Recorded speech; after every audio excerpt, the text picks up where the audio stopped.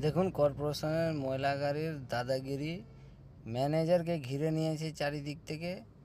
ও manager বলতে চাইছে তোমাদের দুটো ভিআইপি গভর্নমেন্ট গাড়িকে দেওয়া হবে। ওরা বলছে না, আমাদেরকেই দিতে হবে, না হলে আমি গাড়ি সরাবো না। মানে এইভাবে দাদাগিরি করছে। আর যদি পাবলিক কেউ বলতে যায়, ডাইরেক্ট বলে কি, জানিস এটা কার গাড়ি? কেএমসির গাড়ি। তোকে যাকে ফোন করার আছে করে নে, কিচ্ছু হবে না, এরমভাবে বলে।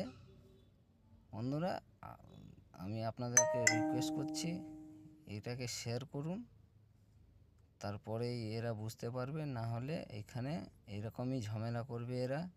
না তো সুপারভাইজারের কথা শুনছে, না ম্যানেজারের কথা শুনছে। আর দ্বিতীয় কথা, এই যে গ্যাস যে ভরাবে কেএমসির যে ইনচার্জ, সে কোনো দিন পাম্পে থাকে না, ড্রাইভারের উপরে পাঠিয়ে দেয় গাড়িটাকে।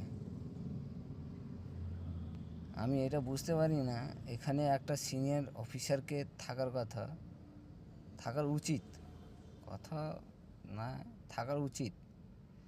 রাস্তা জ্যাম করে দিচ্ছে, যাই পাচ্ছে তাই করছে, উৎপাত মাচিয়ে দিচ্ছে। এই দেখুন পেছনে পুরো জ্যাম লেগে রয়েছে, দুদিকেই গাড়ি, কিন্তু কিছু যায় আসে না, জ্যাম হচ্ছে হোক। এরমভাবে দাদাগিরি করছে কর্পোরেশনের গাড়ি।